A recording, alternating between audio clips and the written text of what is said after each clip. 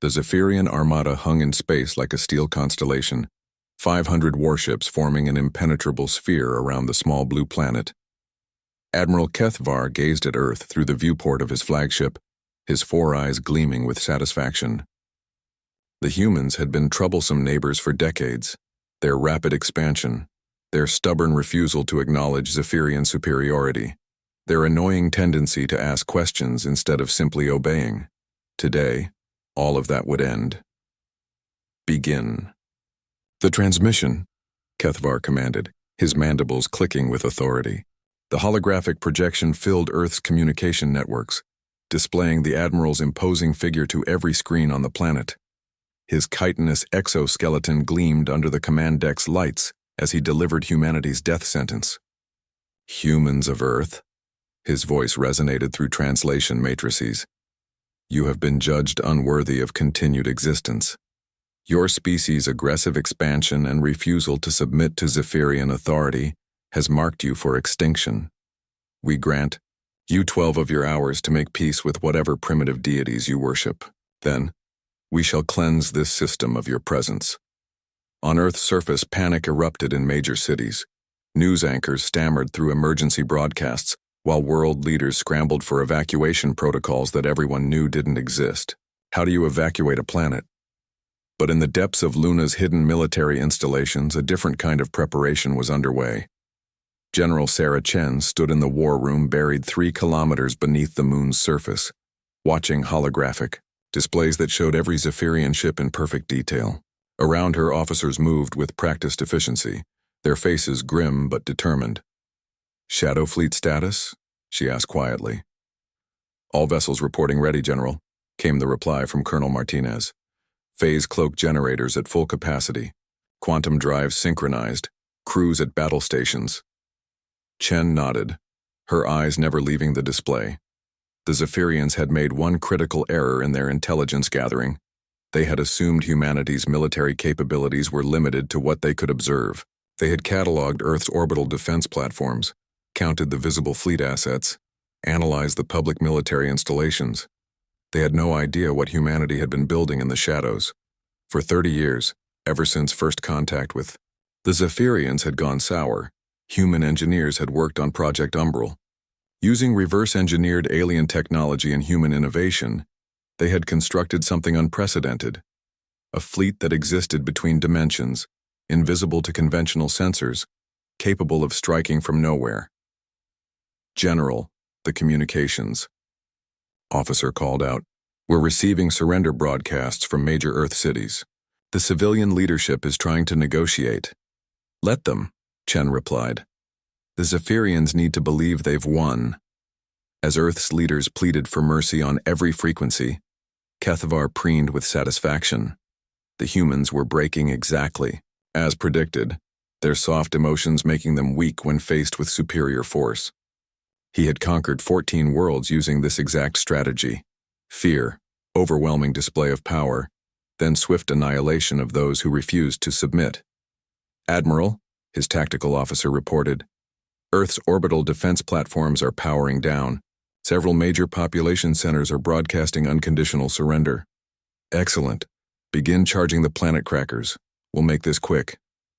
The massive energy weapons built into the Zephyrian dreadnoughts began their charging sequence, gathering enough destructive force to split continents. Kethvar allowed himself a moment of satisfaction. Another world, another victory for the Zephyrian Empire. That was when reality shifted. Space itself seemed to ripple around the Zephyrian fleet. For a moment, sensors detected nothing unusual. Then suddenly, impossibly, another armada materialized.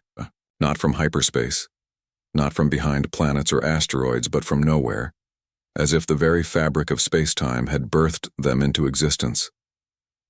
300 ships appeared simultaneously, their hulls black as void, marked only by the distinctive blue and white insignia of the United Earth Defense Force.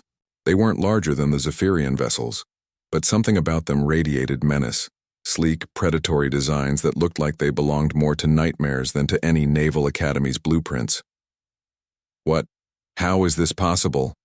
Kethvar snarled, his four eyes wide with shock. Before anyone could answer, the human fleet opened fire. The weapons weren't energy beams or plasma bolts like the Zephyrians used. Instead, streams of what looked like liquid darkness poured from the human ships, and wherever they touched Zephyrian vessels, matter simply ceased to exist. No explosions, no debris, just perfect spherical voids where ship components had been moments before. "Shields are ineffective," the tactical officer shrieked.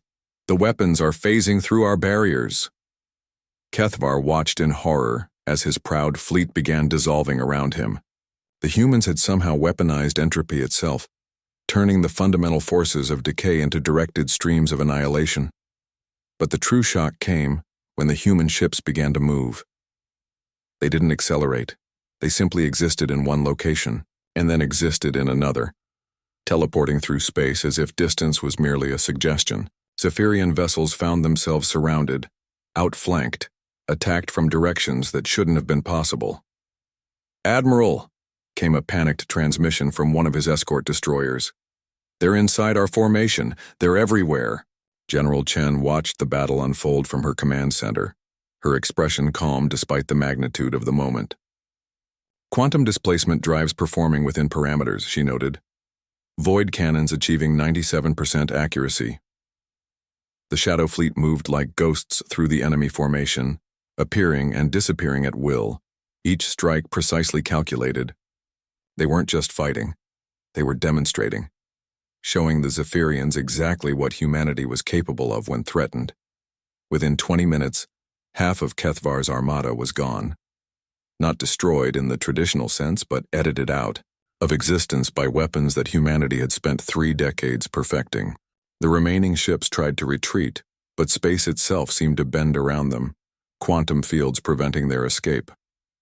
Kethvar's flagship shuddered as a human destroyer materialized directly above them, its void cannons trained on the command deck. The transmission that followed came not through standard channels but directly into their neural networks, a feat of technology that should have been impossible. General Chen's image appeared before him, her eyes hard as steel. "Admiral Kethvar," she said calmly, "humanity received your message. We have a response." The void cannon fired once, carving away the bridge's viewports but leaving the rest of the ship intact. Atmosphere rushed out into space, but emergency barriers held. The message was clear. They could have been killed, but they were being allowed to live. "You came to our home with 500 ships," Chen continued, "because you thought we were weak, because you believed fear was enough to break us. You were wrong on both counts." The surviving Zephyrian vessels found themselves surrounded by the full Shadow Fleet, every weapon trained on them but not firing. The demonstration was over. "Return to your empire," Chen's voice carried absolute authority. "Tell them what you found here. Tell them that humanity doesn't surrender. We adapt, we innovate, we prepare. And when threatened, we respond with prejudice." Kethvar looked around at the remnants of his once mighty fleet, then at the impossible human ships that had appeared from nowhere to deliver judgment. His species had conquered worlds through fear and overwhelming force. They had never encountered a species that conquered physics itself. "Retreat," he whispered, his voice broken. "Signal full retreat." As the battered Zephyrian fleet limped away into hyperspace, the Shadow Armada simply vanished. Not retreating, not flying away, but fading back into whatever dimensional spaces they called home, ready to emerge again if humanity ever needed them. On Earth below, billions of people looked up at their suddenly clear skies and smiled. The message had been received and the response had been delivered. Humanity was not prey. Humanity was the thing that hunted predators.